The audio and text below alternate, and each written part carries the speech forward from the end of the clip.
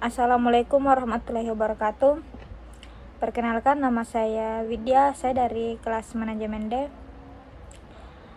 Di sini saya akan mempresentasikan secara singkat materi yang sudah saya pelajari dari pertemuan pertama sampai dengan pertemuan ke-7. Saya mulai dari pertemuan pertama, bab 1, yaitu sifat dan ruang lingkup ekonomi manajerial. Dunia bisnis adalah kegiatan perusahaan untuk mencari laba. Laba diperoleh jika para manajer mampu menggunakan informasi ekonomi mikro, makro, dan ekonomi politik dengan benar. Informasi itu merupakan faktor eksternal yang mengandung peluang dan ancaman. Sebagai faktor mempengaruhi perusahaan dalam memperoleh laba. Informasi eksternal itu harus dikombinasikan dengan informasi internal perusahaan. Di dalamnya terkandung kekuatan dan kelemahan perusahaan sebagai faktor yang menentukan perusahaan dalam memperoleh laba. Secara konsep, ekonomi adalah kegiatan atau usaha manusia dalam memenuhi keperluan hidup. Dengan demikian, maka secara konseptual hampir semua aktivitas manusia terkait dengan ekonomi, karena pada umumnya semua aktivitas manusia berkaitan dengan pemenuhan kebutuhan dan keinginan dalam kehidupannya. Secara konsep, manajerial berarti bagaimana membuat keputusan dan menjalankan suatu kegiatan untuk mencapai tujuan tertentu. Dengan demikian, maka manajerial digunakan dalam setiap aspek kehidupan atau kegiatan manusia, baik itu berkaitan dengan masalah bisnis maupun di luar bisnis. Saya masuk di bab 2, yaitu optimasi ekonomi.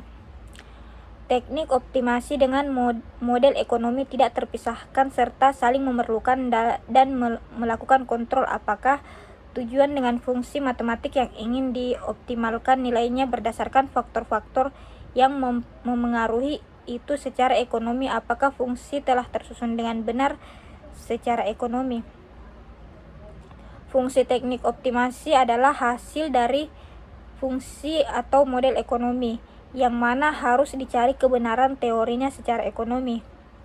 Teknik optimasi adalah metode dalam memformulasikan kerangka fungsional antara faktor yang mampu menjelaskan komposisi ideal dalam mencari solusi masalah secara optimal. Dalam menyajikan teknik optimasi yang pertama sekali perlu dipelajari adalah hubungan ekonomi. Hubungan ekonomi itu bisa dijelaskan dalam berbagai bentuk, antara lain model persamaan, tabel grafik, di mana bila hubungan yang dijelaskan sederhana cukup hanya menggunakan tabel atau grafik atau keduanya secara bersamaan.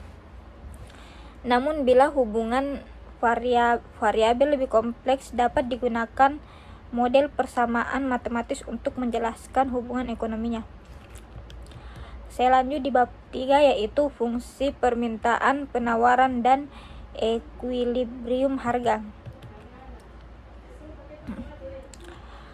Hal ini juga terjadi dalam ruang lingkup sosial, khususnya ekonomi.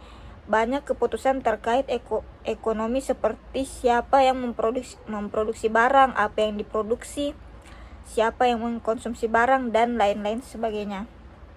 Berdasarkan hal tersebut, maka dapat disimpulkan bahwa ekonomi secara definisi adalah bagaimana masyarakat mengatasi atau memanage kelangkaan sumber daya. Salah satu pengembangan dari ilmu ekonomi tersebut adalah ekonomi manajerial. Secara definisi, ekonomi manajerial adalah penggunaan prinsip-prinsip analisis ekonomi dalam membuat keputusan bisnis yang dapat membuat penggunaan terbaik dari kelangkaan sumber daya yang dimiliki. Salah satu fungsi penting dari manajer adalah untuk memutuskan bagaimana sebuah perusahaan dapat mengalokasi kelangkaan sumber daya yang dimiliki. Dengan penerapan ekonomi manajerial diharapkan dapat membantu para manajer dan pelaku usaha untuk dapat memutuskan alokasi sumber daya yang paling menghasilkan output terbaik secara ekonomi demi kepentingan perusahaan. Fungsi permintaan. Secara definisi, fungsi permintaan adalah suatu persamaan yang menunjukkan hubungan antara jumlah suatu barang yang diminta dengan beberapa faktor yang memengaruhi permintaan akan suatu barang tersebut. Pendekatan matematis digunakan untuk melakukan analisa terhadap perilaku hubungan antara tingkat harga dengan jumlah barang yang diminta, atau dengan faktor lain yang memengaruhi permintaan akan barang tersebut. Secara definisi, permintaan akan suatu barang atau jasa adalah jumlah barang atau jasa yang konsumen ingin dan mampu membeli pada tingkat harga tertentu. Sementara itu, kurva permintaan adalah kurva atau grafik yang menunjukkan suatu representasi dari permintaan akan suatu barang. Kurva tersebut menunjukkan hubungan antara jumlah barang yang diminta dengan tingkat harga. Fungsi penawaran. Fungsi penawaran adalah fungsi yang menunjukkan suatu hubungan variabel jumlah barang atau jasa yang ditawarkan oleh produsen untuk dijual dengan variabel yang memengaruhi pada waktu tertentu. Pendekatan matematis digunakan untuk melakukan analisis terhadap perilaku hubungan antara tingkat harga dengan jumlah barang atau jasa yang ingin ditawarkan oleh produsen, atau dengan faktor lain yang memengaruhi penawaran akan suatu barang atau jasa tersebut. Secara definisi, penawaran adalah jumlah barang atau jasa yang produsen ingin jual dalam periode tertentu pada tingkat harga tertentu. Sementara itu, kurva penawaran menunjukkan hubungan antara jumlah barang atau jasa yang ingin ditawarkan oleh produsen dengan tingkat harga ketika semua variabel lainnya dianggap konstan. Kurva penawaran secara sederhana menunjukkan hubungan antara jumlah barang yang ditawarkan dengan tingkat harga. Yang terakhir, ekuilibrium pasar. Definisi ekuilibrium dapat dikatakan sebagai kondisi yang terjadi di mana permintaan dan penawaran dalam keadaan sama atau seimbang. Jumlah output ekuilibrium adalah jumlah di mana permintaan sama dengan penawaran, atau sering disebut dalam ilmu ekonomi harga permintaan yang sama dengan harga penawaran, yaitu market clearing price. Hal ini didasarkan kepada konsep bahwa pada saat harga yang ini setiap konsumen maupun produsen sepakat untuk melakukan transaksi atau terpuaskan. Pembeli membeli dengan harga yang diinginkan untuk membeli barang atau jasa, dan produsen juga menjual barang atau jasa dengan harga di mana produsen ingin menjual. Pergeseran kurva permintaan dalam ekuilibrium. Jika dalam suatu pasar barang atau jasa terjadi peningkatan faktor yang menyebabkan pergeseran kurva permintaan. Saya masuk di bab selanjutnya, yaitu bab 4, analisis sensitivitas atau elastisitas kurva permintaan. Suatu perusahaan harus mengetahui sensitivitas atau derajat kepekaan fungsi permintaannya terhadap perubahan dari variabel-variabel yang memengaruhinya. Ada beberapa variabel yang dapat dikendalikan oleh perusahaan, antara lain harga barang yang bersangkutan, pengeluaran advertensi, kualitas produk yang dihasilkan dari promosi dan penjualan. Dan pengendalian terhadap variabel internal ini penting dilakukan untuk mengetahui bagaimana respon terhadap perubahan variabel-variabel bebas tersebut.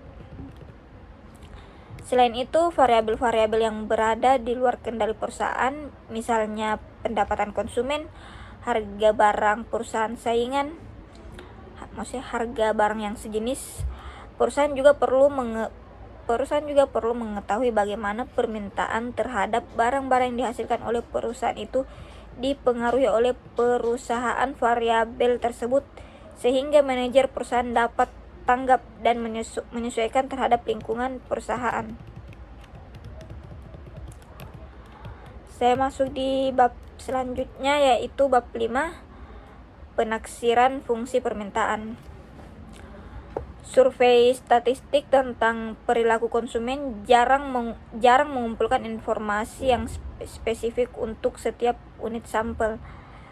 Lalu bagaimana fungsi permintaan diperkirakan tanpa adanya variabilitas harga? Jawabannya bervariasi dari penggunaan deret waktu dan data panel hingga konstruksi harga nilai unit.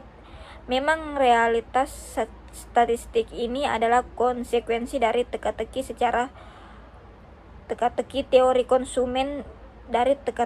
teori konsumen berikut. Teori menyarankan bahwa harga komoditas yang diamati harus identik untuk rumah tangga yang membuat keputusan konsumsi mereka di lingkungan pasar yang sama.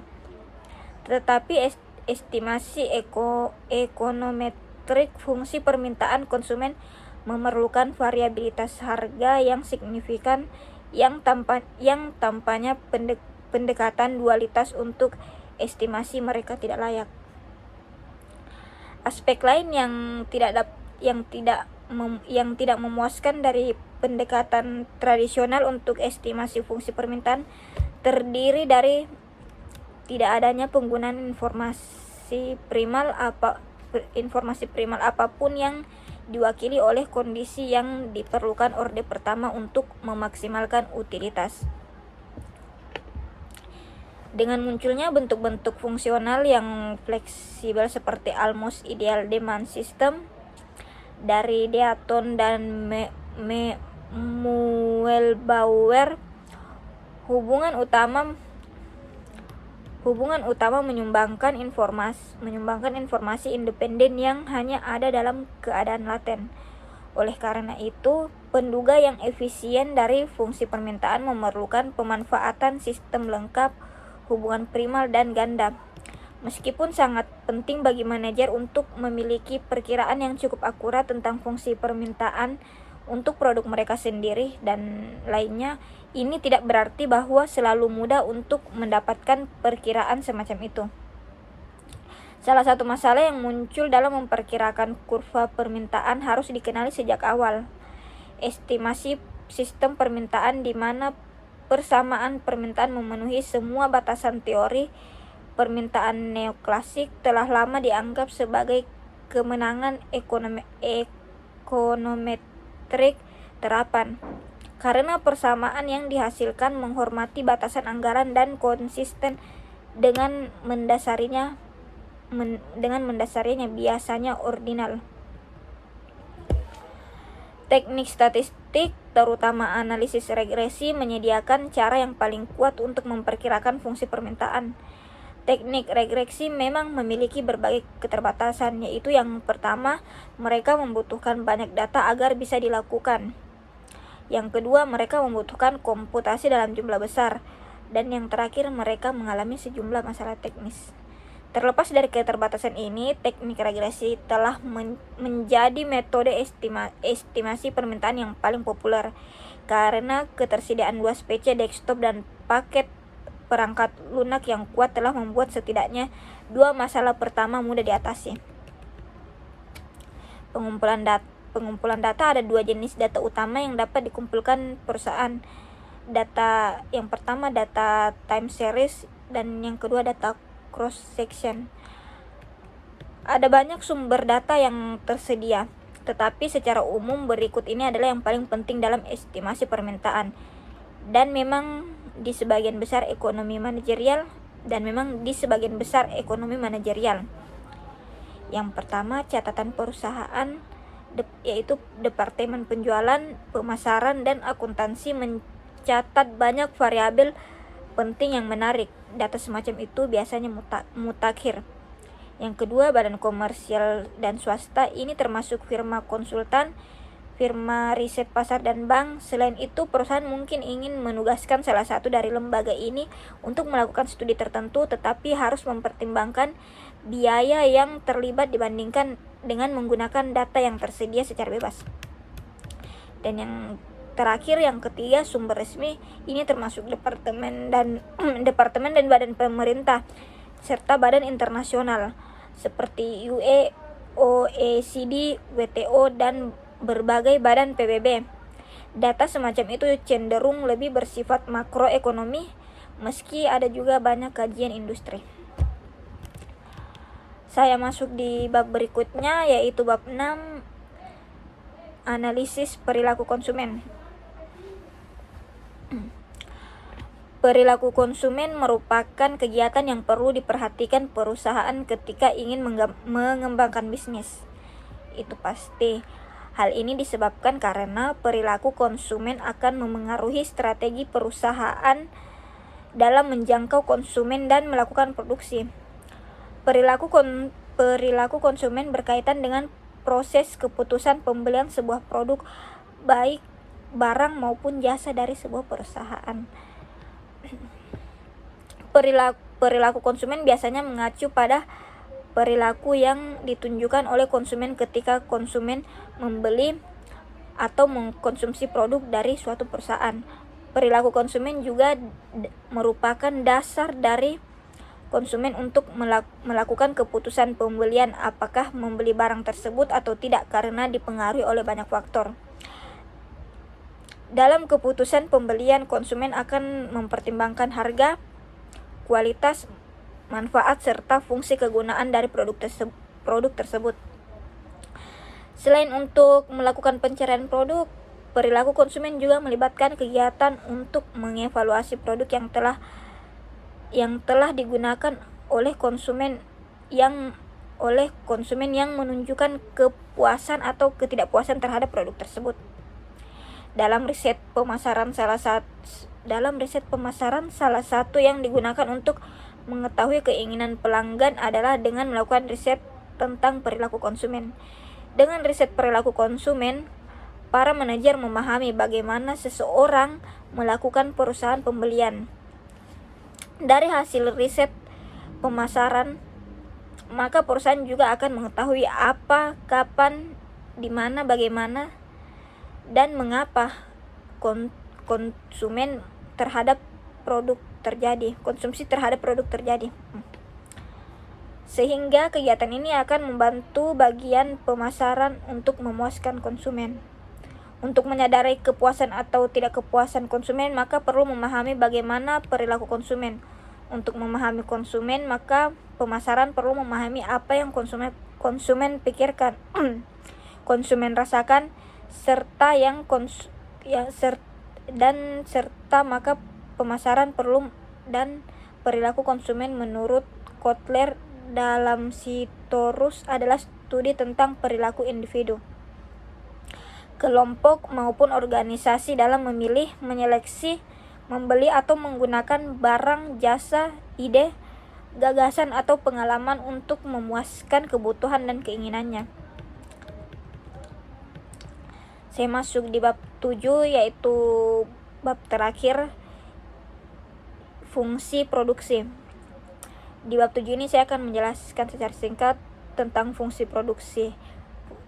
Fungsi produksi adalah suatu bagian fungsi yang ada pada perusahaan yang bertugas untuk mengatur kegiatan-kegiatan yang diperlukan bagi terselenggaranya proses produksi. Dengan mengatur kegiatan itu, maka diharapkan proses produksi akan berjalan lancar dan hasil produksi pun akan bermutu tinggi sehingga dapat diterima oleh masyarakat pemakainya. Bagian produksi dalam menjalankan tugasnya tidaklah sendirian, akan tetapi bersama-sama dengan bagian lain seperti bagian pemasaran, bagian keuangan, dan akuntansi. Oleh karena itu, haruslah diadakan koordinasi kerja agar semua bagian dapat berjalan seiring dan seirama dan dapat dihindarkan benturan kepentingan antara bagian dalam perusahaan. Tugas utama dari bagian produksi dalam kaitannya dengan pencapaian tujuan perusahaan secara umum adalah berusaha mencapai biaya produksi yang mudah,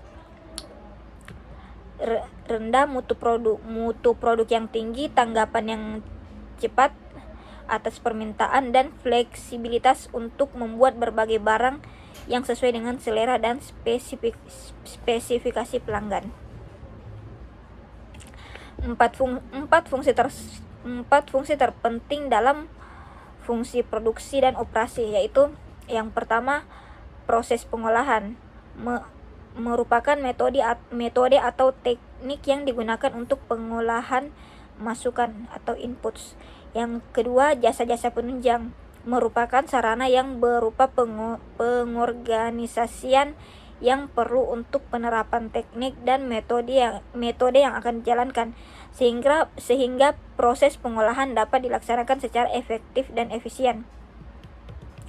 Yang ketiga, perencanaan merupakan penetapan keterkaitan dan pengorganisasian dari kegiatan produksi dan operasi yang akan dilakukan dalam suatu dasar waktu atau periode tertentu. Yang terakhir atau yang keempat, pengendalian atau perawatan merupakan fungsi untuk menjamin terlaksananya kegiatan sesuai dengan yang direncanakan, sehingga maksud dan tujuan untuk penggunaan dan pengolahan masukan pada kenyataannya dapat dilaksanakan. Sekian presentasi singkat dari saya. Kurang dan lebihnya mohon dimaafkan. Wabillahi taufiq wal hidayah. Wassalamualaikum warahmatullahi wabarakatuh.